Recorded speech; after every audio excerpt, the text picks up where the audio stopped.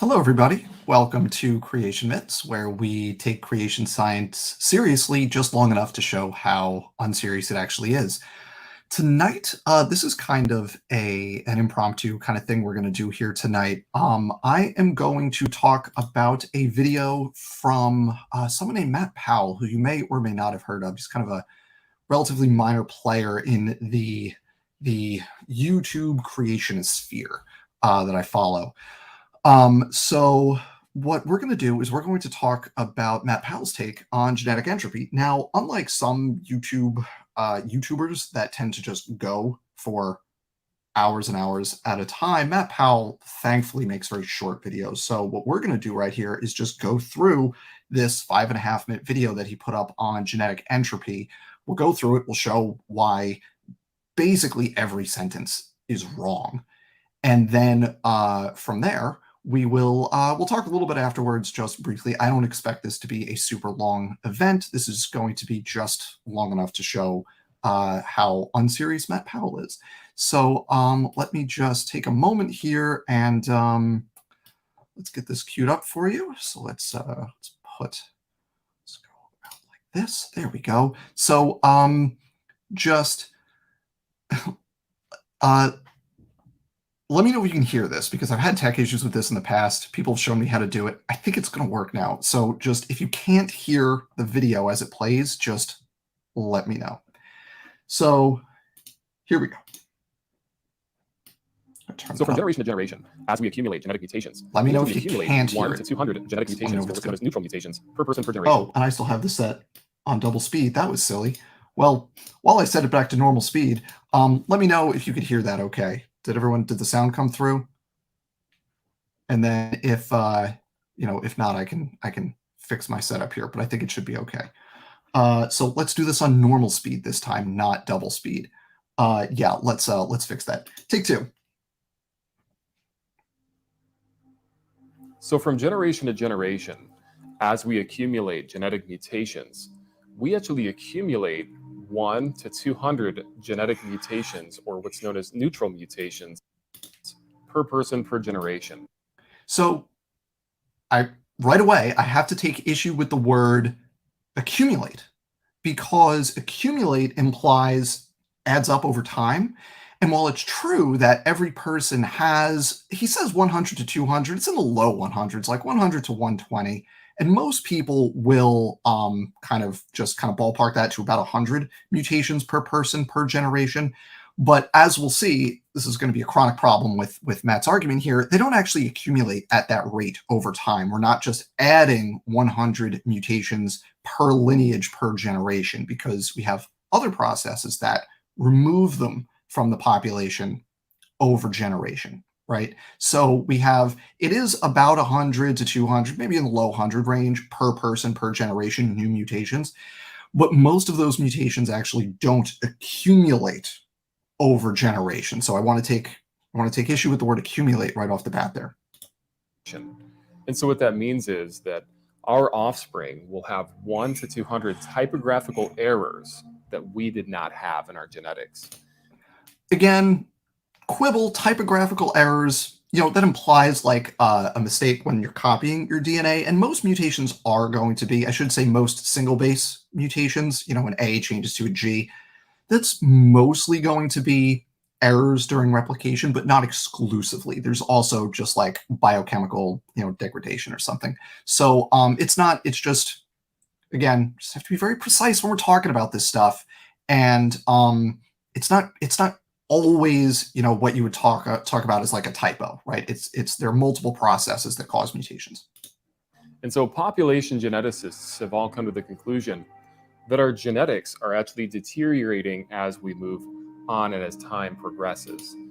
All population geneticists say that? No, they don't. That's not true. There are population geneticists that have posited this as like, hey, a lot of mutations. Why isn't this a problem? And then there are, lots of reasons why it isn't a problem, right? So it's not all. And he actually cites a specific paper on this topic that I'll mention in a little more detail in a few minutes. But it's not all. It's a few have been like, hey, what's going on here? That seems like that's more mutations than it should be. some of the problems that not just Powell here, but creationists, including professional creationists, people like Dr. Rob Carter, Dr. Nathaniel Jeanson, for example, who work for CMI and AIG respectively, they'll point out things like Haldane's dilemma or something, and put it forward as an actual problem in evolutionary biology, when actually it's basically saying, okay, here's this thing we know isn't the case because the outcome, if it was the case, isn't being observed. Therefore, we need to figure out why this isn't happening because it looks like it should be, right? And this is kind of the similar thing with this humans are degrading argument. It's population genetics saying, hey, I mean, we're obviously not degrading, right? We're not getting worse. Our fitness is not getting worse. But if you do the math with these 100 or so mutations per generation, it seems like maybe it should be getting worse. So why isn't it? Let's try to figure that out, right? That's the type of thing. And then creationists turn around and cite these problems, these dilemmas, these issues as like legit problems for evolutionary biology when they are not that, right? That's what's going on here. As we reproduce, our genetics become worse over time as a population. And so genetic entropy is something that evolutionists and atheists will often mock and say that it's a ridiculous idea that our genes could be deteriorating. But I'm sorry, if you have... So, okay, he's doing a little bait and switch here because he's talking about like degradation and getting worse, but right at the top, he talked about neutral. And if it's neutral, what that means is it doesn't affect your fitness. And this goes back to like the mid 20th century into like the 70s and really the early 80s. You got neutral theory. And now since then, we've developed this new variant of that, a little more precise, called nearly neutral theory. The idea that if the effect of mutations is sufficiently small, then it's never going to affect the reproductive output of an organism. So that mutation will essentially fluctuate randomly in frequency within a population. And so he's taking this and saying, oh, these neutral mutations are building up, but they're making this worse. But that's a contradiction, right? If something is selectively neutral, which is to say it does not affect the reproductive potential of an individual, then it's not hurting that population in terms of its viability. That's just basic terminology in evolutionary biology. You have 100 to 200 typographical errors per person per generation. I mean, that over time is going to accumulate in the genetic pool and cause us to literally go extinct. That is completely wrong, and multiple creationist arguments, not just genetic entropy, but also something like when they calculate, I'm going to put that in quotes, calculate the what's called the time to most recent common ancestor for like the mitochondrial most recent common ancestor. It's based on this idea that we have X number of mutations per generation, and they just stay there, right? And Matt's going to go on to talk about how natural selection can't do anything about these mutations. And we'll see that he's right and wrong to varying degrees in the way he talks about it. But natural selection isn't the only game in town. There's also a lot of just random chance involved in the form of genetic drift. And most of the variants that appear through novel mutations will actually not persist within the population because it's just unlikely.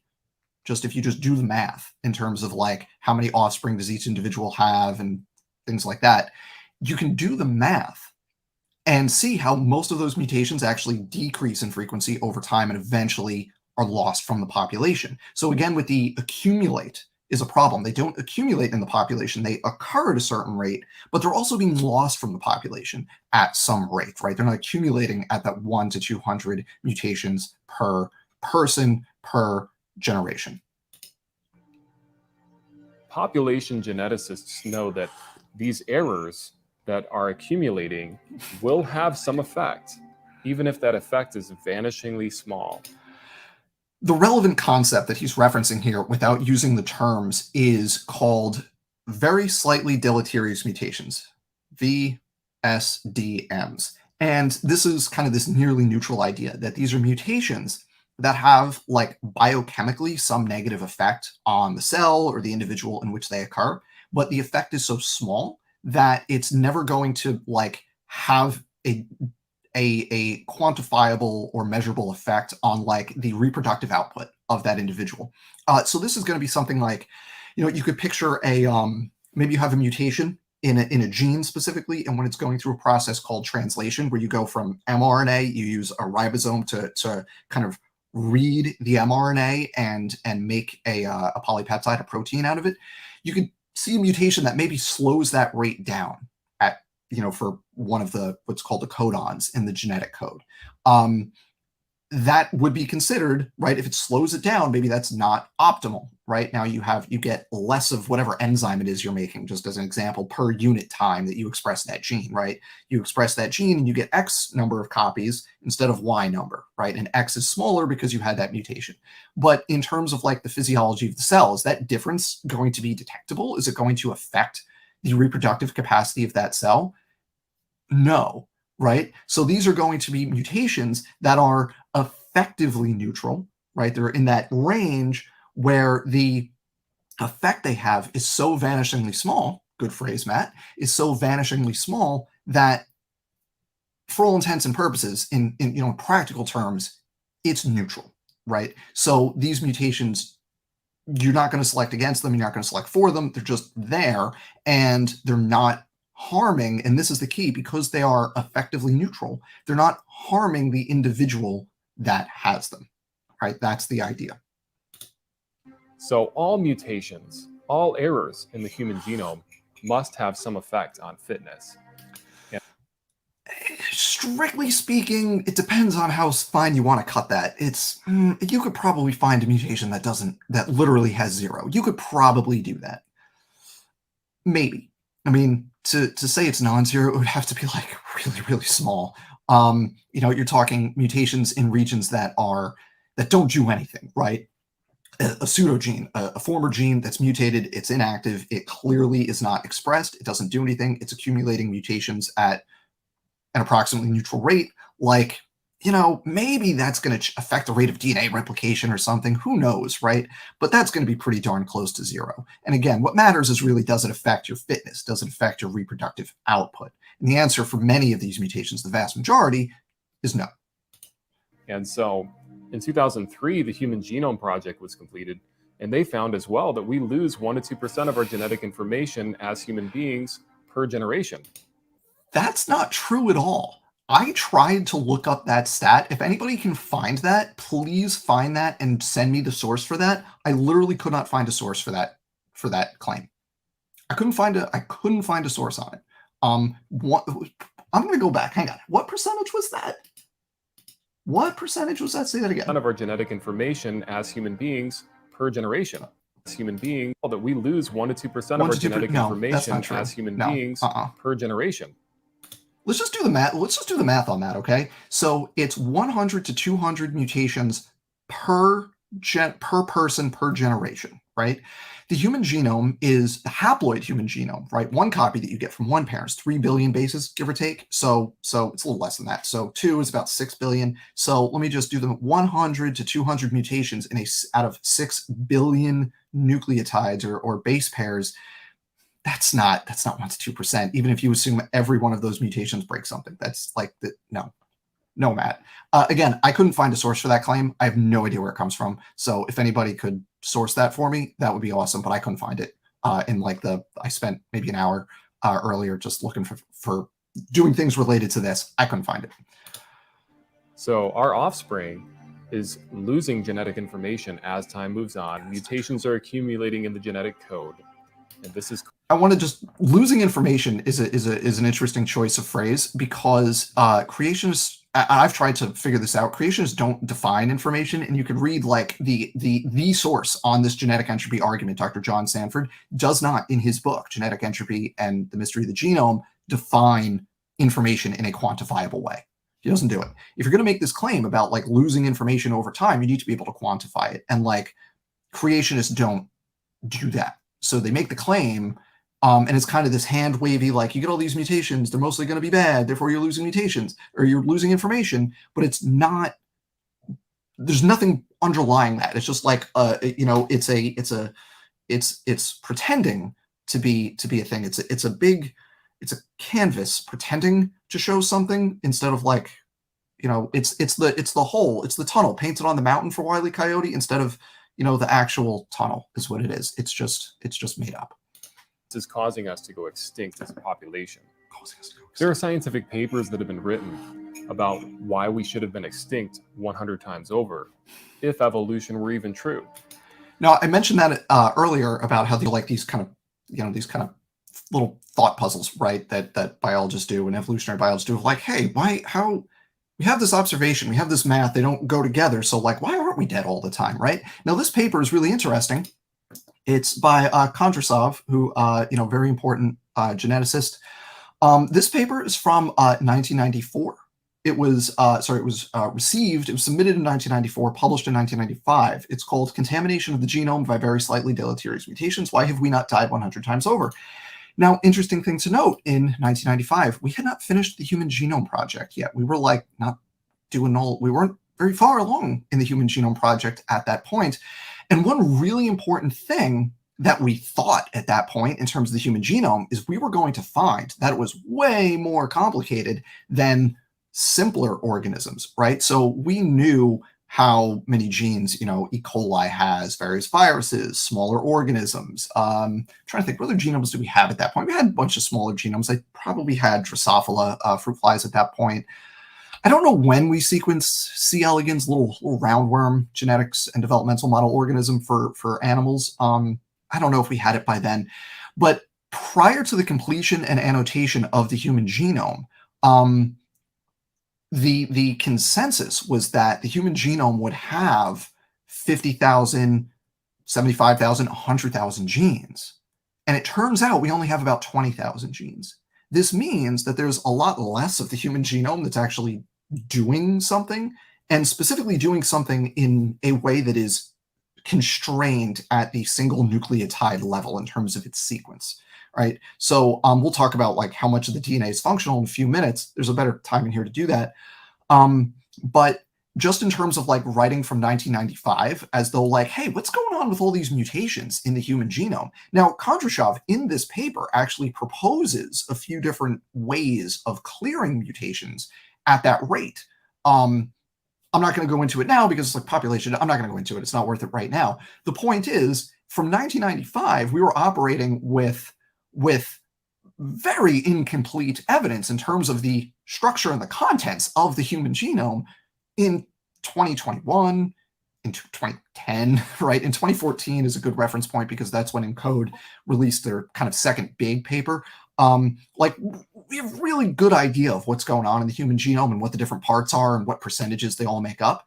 And just in terms of numbers of genes, it's not 100,000, it's not 50,000, it's not even 30,000, it's about 20,000, which is not that different from lots of other animals, which was a big surprise to us when we figured it out.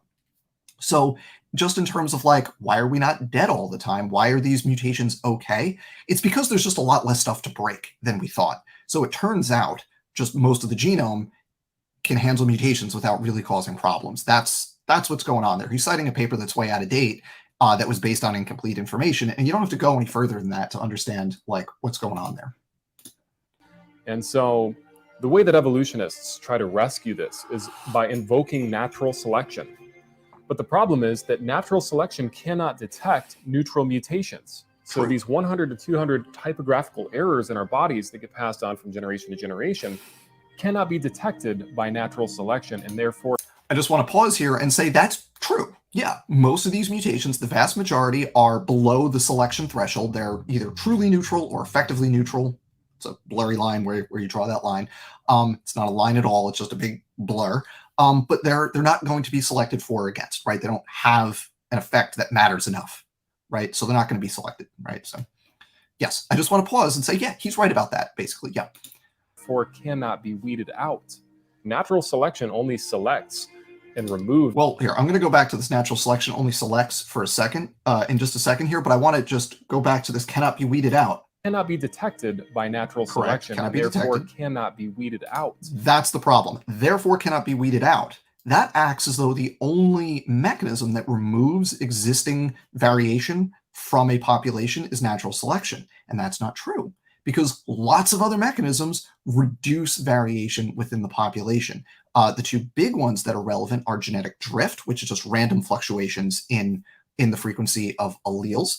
And that's particularly prone to losing alleles that are present and very low frequency. Now, if you have a population, right, and let's just say you have a population where you have 100 individuals, right? Or let's make the math easy. Let's say you have 50 individuals and they're diploid, so everyone has 2 of each gene.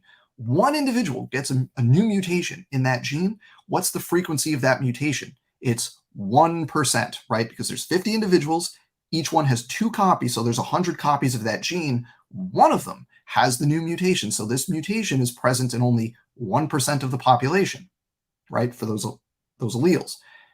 Now, just by random chance, it's very unlikely for that mutation to persist into the next generation. Except, and then if it does, what about the next generation or the next, right? You start at low frequency, you're very likely to be lost rather than become stable or even fixed in that population, right? And Matt's just ignoring this. Another mechanism that reduces genetic diversity, inbreeding. We know that inbreeding is a thing, just spatially, like just out in the world, right? Think about like barnacles, right? You're more likely to reproduce with things that are close to you. Who's likely to be close to you? Relatives, right? So inbreeding is a thing, and that's another mechanism that reduces genetic diversity, right? So Matt's just ignoring all the diversity reducing mechanisms other than selection when he's making this claim. Let me just thank you, Ian. I appreciate that. Good to see you. Welcome. So now let's move on to this next thing where selection can't create stuff, which is also true, but we'll get there. Natural selection only selects and removes the genes that are most deleterious, or the mutations that are the most deleterious. It might enhance your best beneficial mutation and might remove the worst deleterious mutation, but the neutral mutations are completely invisible to natural selection. Selection cannot act upon them. Yes. So if they're neutral, meaning they're not causing a problem, how are they causing the population to go extinct? Because if it's harmful enough that it's going to reduce your reproductive output to where the population is going to go extinct, that's going to be selected against, right? There's a contradiction here, right? We're talking about neutral mutations, which cannot be selected against, causing a population to get worse, right? And eventually go extinct. That is a contradiction. If it's causing individuals to be worse because you have these mutations, then they're going to be selected against. If it's not, then okay, it's not going to be selected against, but it's also not going to cause extinction because it's not inhibiting their ability to reproduce, right? See, there's a fundamental contradiction in this argument. And so natural selection has its limits. And so for evolutionists to claim that natural selection is what's causing us to select beneficial mutations, and those beneficial mutations make us better over time, well, even if that were the case, we're still getting 1 to 200 neutral mutations or typographical errors in our genetics that are building up along with those. Again, building up, no, they're not, because they're mostly getting lost over generations due to genetic drift. They're actually not building up at that 1 to 200 per generation rate. That's just wrong. It's just a complete, Matt doesn't know basic population genetics is what's going on here. Those beneficial mutations, even if you were to grant their argument. And so errors over time will cause death. Errors over time will cause death. And then they'll be selected against unless every error is unless everyone's fitness gets equivalently worse at the same time, so you have nobody better to select for, right? Because what we're talking about here is relative fitness. So if you have all the population is equal, then you have no selection. If some individuals are better than others, you're going to select for the better individuals. Now, in order for genetic entropy to work and for these mutations to actually cause the population to collapse, one, they can't be neutral. They have to have an effect on the viability of individuals in that population, either their survival or their reproductive output. Two, they need to all be getting worse at the same time, because if they're not, even if you have a population that is suboptimal, you're going to pick the better ones and you're going to maintain the least bad within that population. Now, we're not done yet. It went to black, but we're not done yet. Don't worry, everybody. So for evolutionists to claim that natural selection is going to preserve us as a population, when natural selection cannot even detect these deleterious mutations that are getting added to the genetic pool, See the bait and switch right there? He's been calling them neutral the whole time. Now he just called them deleterious, which has a very specific definition. Deleterious is describing how a mutation affects fitness. The definition of fitness is reproductive output. Relative to other members in that population, how much will a member with a specific mutation contribute to the gene pool of the next generation, right, or subsequent generations? That's fitness. And if a mutation is deleterious, that by definition, right, we're talking about evolution here. So deleterious means harms fitness. That means by definition, it's being selected against because you're contributing less than the average member of your population to the next generation. Right? So he did a little bait and switch right there. Did everyone catch that? That's a no-no. You can't do that.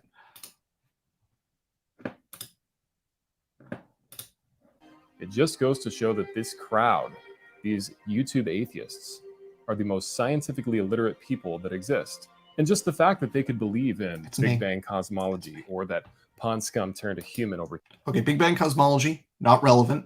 Now we're going to get a litany of, pond scum to people things. Time, or fish turned to fishermen over time, or bacteria to biologists. This proves that these people cannot be trusted, because people that actually use free thought and that can do scientific empirical methods can't be trusted, don't understand science, never did science, can't do science. That's me. Never did science. Never did it. It's not that like my PhD dissertation was on mutation accumulation and fitness in populations and my attempts to drive them to extinction via mutation accumulation. In a way, my work in graduate school was on genetic entropy, in a way. Because the thing I was trying to do is actually like the real term for what Sanford describes in his book as genetic entropy. The real term for that is called error catastrophe. It's mutation accumulation over generations that drives a population to extinction. Sanford adds a little bit of like, this is inevitable, everything started up here and now it's all going extinct. But like, I don't know, man. This is like kind of my very specific expertise, but whatever.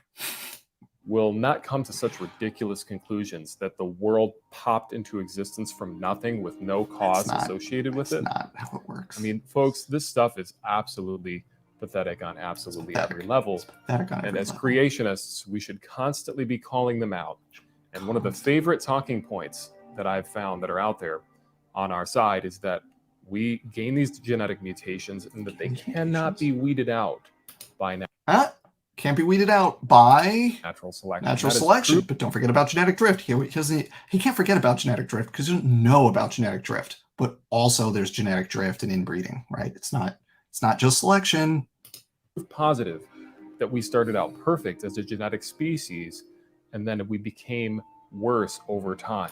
I'm really glad he mentioned that right there, because that is actually one of the fundamental errors with Sanford's argument. And by the way, for people who aren't familiar with how I approach these topics, what I like to do is whatever I'm dealing with, I like to say, okay, this person is making this argument, and then I'll talk about the real argument from the person who made it, rather than like the filtered through the YouTube creationist sphere version.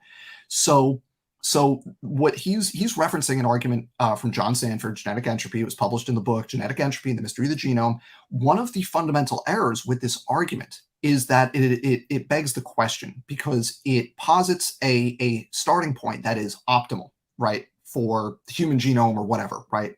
And every mutation that occurs is a kind of variation from that optimal state and is therefore necessarily bad in some way.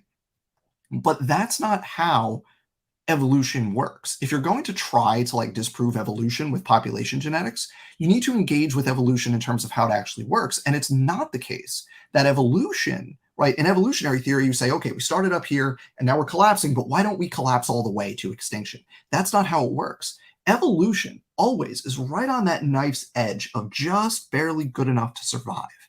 And the individuals that have mutations that are bad enough to either kill them or prevent them from reproducing or reduce their reproductive output relative to other members of the population, they're selected against, or those mutations are selected against. And the individuals that are either better than the average just by chance, or they have a mutation or a set of mutations that make them a little bit better than everyone else, that's going to be selected for, right?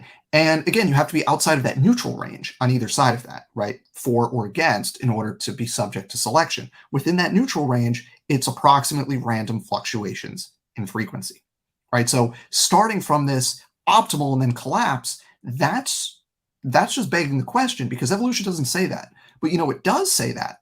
Creation says you start from an optimal state, right? So by starting your argument from that framework, then that's putting the cart before the horse, right? That's assuming your desired conclusion of a creative event in an optimal state. I have a super chat here that I will put up. Thank you so much for that. Stack up enough -1s and you get -1000 and die. You can't select except plus or minus 100. You don't have to cross 100 to get 1000 because magic, and +1s don't count because reasons. Yeah, exactly. This actually gets at I'm going to leave that up because that's a great way to frame it. I love that.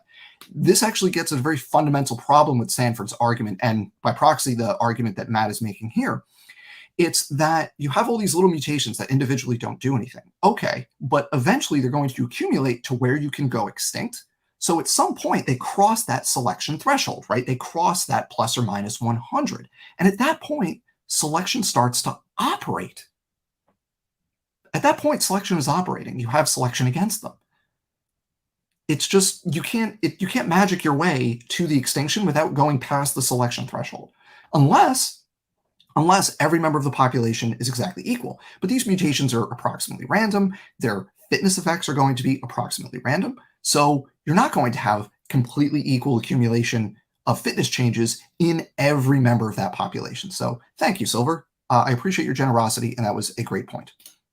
So let us continue. We're almost done. I swear, this is already longer than I anticipated, but let's do it. Not a single cell becoming better over time, but the human population being created perfectly in the beginning and then becoming worse over time.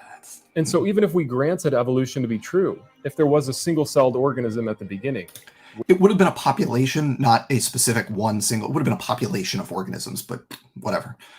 Which all life descended from. That single-celled organism would have just reproduced worse copies of itself, and it would have died out as it accumulated mutations. Now, here's a funny thing. He's saying bacteria would go extinct via genetic entropy. You know what's cool? Well, two things are cool. One, you can do the math on that and just show that it's not the case. Like the Lenski, the long-term evolution experiment where they're evolving their 12 lines of E. coli since 1988. If genetic entropy was real, those lines would have gone extinct. And a direct proof that genetic entropy is wrong actually comes from that experiment, because some of the most fit lines in that experiment, the populations that have the highest growth rate and grow to the highest density, are actually what we call mutator phenotypes. They generate more mutations in their genome basically on purpose. They're selected to have a higher mutation rate than the ancestral state, and that's beneficial. And if Sanford is right that mutations are on net harmful, and as mutations accumulate, you inevitably are going to go extinct, then the Lenski E. coli lines, one, would be extinct, but two, the mutator phenotypes would super duper be extinct rather than actually being the most fit lines in that experiment. And so natural selection only selects information that exists. It doesn't create new information. It simply selects. Hence the name natural selection. So that is true. Natural selection does not generate new things. It selects from what exists. But again, we're ignoring other evolutionary processes here. He's talking about mutations, but ignoring the fact that mutations are how you generate new variations. So you, just through small single base mutations, for example, you can generate, for example, more efficient, binding sites on an enzyme or something. But of greater importance are the large-scale mutations, right? Gene duplications, where you have one gene, it duplicates, and you have two copies of that gene. Well, now one of those copies might do something different. It might mutate into doing something different, right? Now you get a new function. Or maybe you express that gene in a new context, right? You express it under one set of conditions over here, but now you express it under a different set of conditions, and now maybe you can live in a different environment because you express that gene under different conditions. So it's not natural selection that generates new information, however you want to define that, however you define that in biology. Creationists never do. but it's other evolutionary processes that do that. And then selection serves as a filtration process to see what of that variation you're generating is actually useful. So even if you had a single-celled organism at the beginning. Oh, and I forgot, that was my first point there. My second point with these single-celled organisms is that creationists, like professionals that talk about genetic entropy, and I'm thinking specifically of a video that Dr. Rob Carter put out a while back, I think it was on his channel, Biblical Genetics, about why bacteria aren't dead from genetic entropy. And it's basically like basic population genetics. Like they have a large enough population, they reproduce very fast, so selection operates very efficiently. So bacteria are not subject to genetic entropy. Matt's over here saying, if evolution was true and we have universal common ancestry with some, ancestral prokaryotic thing, then that thing would have died off from genetic entropy. Well, creationists, professional creationists, actually disagree on that point. They say, no, bacteria aren't subject to genetic entropy. And they have to say that because, again, we have experiments where if genetic entropy was real in bacterial populations, we would see it in the experiments. And we don't, therefore it's not real for those populations, right? The thing that creationists don't want to do is show how take that same math and apply it to humans, because the same math applies to humans, because genetic entropy isn't real, right? It's not a real thing. Like I said, it would have copied worse versions of itself. Think about it. Nobody would ever go to a copying machine and say that the copy is better than the original. But according to evolution, the copy, yeah, that's way better than the original. It's not how evolution works. We're ending with a bad analogy here. So there you go. So thank you for watching, everybody. We're almost done. I want to take just a couple of minutes here just to kind of give everyone a little more background here, because if you look down here, this is a challenge to Aaron Ra, Bill Nye, and I'm assuming that's Richard Dawkins. I'm assuming that's who Richard D is over here. Now, this is actually the second version of this video that Matt Powell put up. He put up the other one a while back, a couple months ago. It might even be the same video. I don't know if it's different. Basically saying challenge to evolutionists. And I commented on this account as Creation Myths. I said, hey, I'm an evolutionary biologist. I've well versed in this. Come on, let's talk about it. That would be great.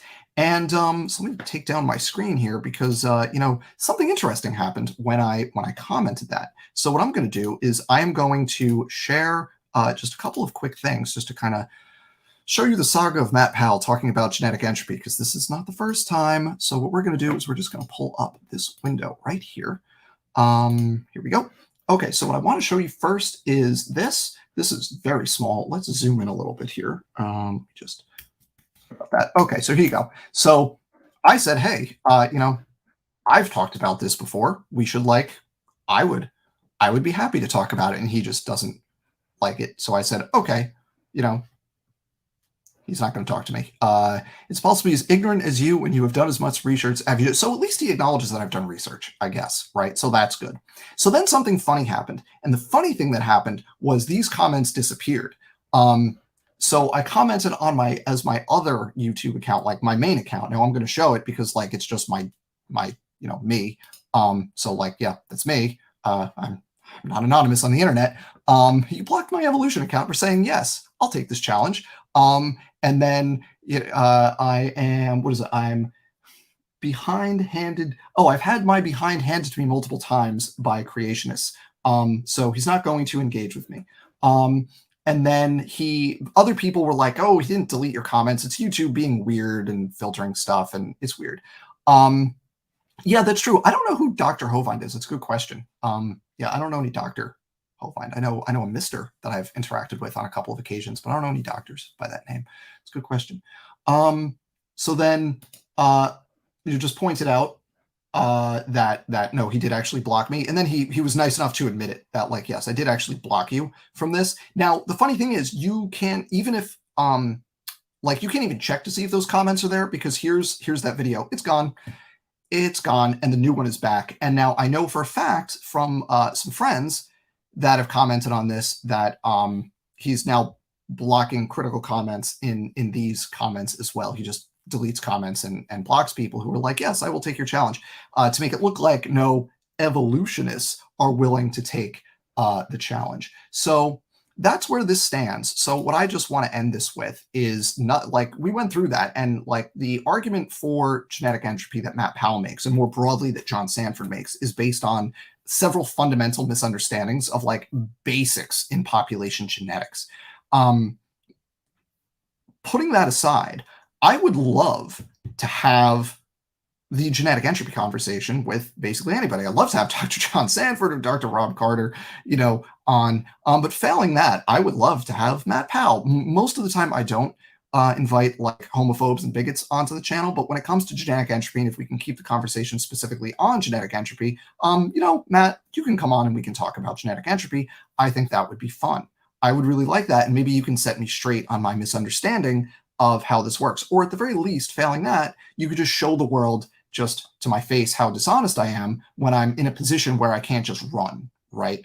Where we're, here. And if you don't want to come on my channel, I'm sure we could find a neutral platform that would host us. I have a number of acquaintances on YouTube that are well known for being, good hosts in terms of giving everyone equal time to present their points of view. So, open door, Matt. And since again, you're not a biologist, you don't present yourself as a biologist, thank goodness. But I know that you're friends with some people who do. So if you want to have them come on at the same time, that's fine. Open door. We can arrange something. I don't expect anybody to take me up on that, but that would be fun if it was to happen. So that's all I have for tonight, everybody. So I just want to end this with just a brief call to get vaccinated if you're not vaccinated, and if you are vaccinated, check the rules on getting a booster, because 6 months after your booster, if you are Pfizer vaccinated, many people are eligible for a booster shot. So just check it out. If you are over 65, if you have a medical condition that makes you high risk, or if you are in a high risk profession, which includes education, you should look into that booster shot 6 months after shot number 2 for Pfizer. And there's more stuff coming down the pike shortly with that, with like Moderna and J&J. So just keep an eye out. Keep an eye out with those vaccines. Keep getting that rate up. And with that, I'm going to call it a night. That was Matt Powell trying to do genetic entropy and face planting, as everyone does when they try to do genetic entropy, because genetic entropy makes no sense. It requires just like violations of basic population genetics. It doesn't work. So that's the takeaway there. I hope that was clear and insightful for everybody. So thank you all. Have a great night, and I will see you next time. Actually, I'm going to talk to David Neff tomorrow. Actually, one more quick thing. I'm going to talk to David Neff tomorrow. We're going to talk about an event he attended last weekend, and then I'm going to talk to Sal Cordova on Wednesday about the chapter he co-authored with John Sanford and some other people. And it's all population genetics stuff, and that'll be fun. So just keep an eye out for those things. I think I'm hosting with David Neff tomorrow, and then I'm going to be on Sal's channel, Evidence and Reasons, on Wednesday to talk that stuff. Thank you. Have a good night, everybody. I appreciate all of you for watching.